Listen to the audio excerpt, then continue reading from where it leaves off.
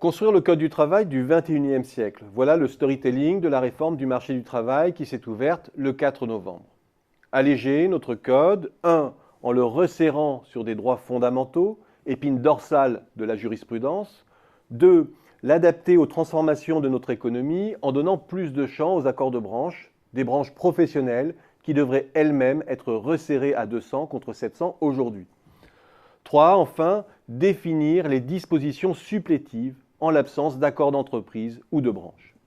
Bref, à l'horizon 2018, le gouvernement entend mettre en musique les recommandations de Robert Badinter, d'Antoine Lyon-Can et de Jean-Denis Combrexel. Certains verront là une pure manœuvre dilatoire. D'autres y voient beaucoup de bruit pour rien, dans la mesure où notre droit est déjà truffé de dérogations qui en font précisément la complexité. À l'instar des 35 heures, où pratiquement tout peut déjà être aménagé au cas par cas via un accord de branche ou d'entreprise dans les limites du droit européen. À vrai dire, ce sentiment que nous arriverons peu ou prou au même point, mais de façon différente, est certainement exact.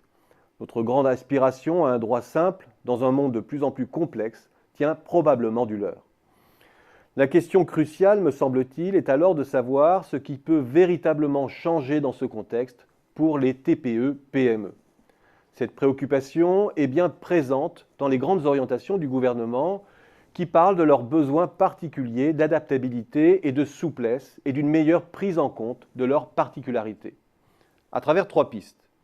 En s'appuyant sur les branches professionnelles, en confortant leur capacité de négociation, par le mandatement notamment, qui permet aux syndicats de désigner un interlocuteur pour négocier avec la direction. Et la mise en place de services, notamment Internet, dédiés aux solutions pratiques pour faciliter le lien entre les PME et les administrations sociales.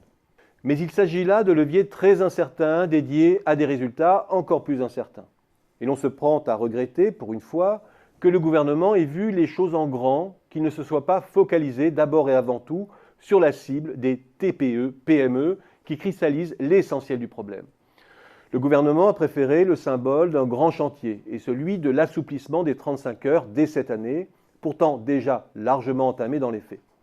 Dommage, car le cœur du problème est bien là. Les TPE-PME, soit qu'elles soient jeunes, soit du simple fait de leur taille, ne vivent pas le même risque d'embauche que les grandes entreprises. Elles ne disposent ni d'une surface financière, ni d'une capacité de provision des risques, ni d'une trésorerie ou d'un accès au financement externe qui leur permettent d'amortir les chocs. Elles ne possèdent pas non plus les mêmes opportunités de mobilité interne ou de rotation pour réajuster leur main-d'œuvre sans licenciement. Et face à une complexité juridique en partie irréductible, les TPE-PME n'ont pas non plus les ressources juridiques suffisantes en interne. S'agissant même de négocier pour déroger, elles ne disposent pas de la masse critique suffisante en matière de gestion des ressources humaines. Et la négociation avec un salarié mandaté par un syndicat extérieur à l'entreprise est souvent un point de blocage. Pas certain que la négociation de branche ou même d'entreprise soit le plus court chemin pour aménager le droit là où il est sûrement le plus pénalisant. Or c'est là, parmi nos 3,1 millions de TPE-PME, que les gisements d'emploi les plus importants pourraient être révélés. Beaucoup tournent en effet en sous-effectif en période de reprise par peur des aléas. Et c'est peut-être pour cela que les dérogations concernant les TPE sont prévues par la loi en Allemagne.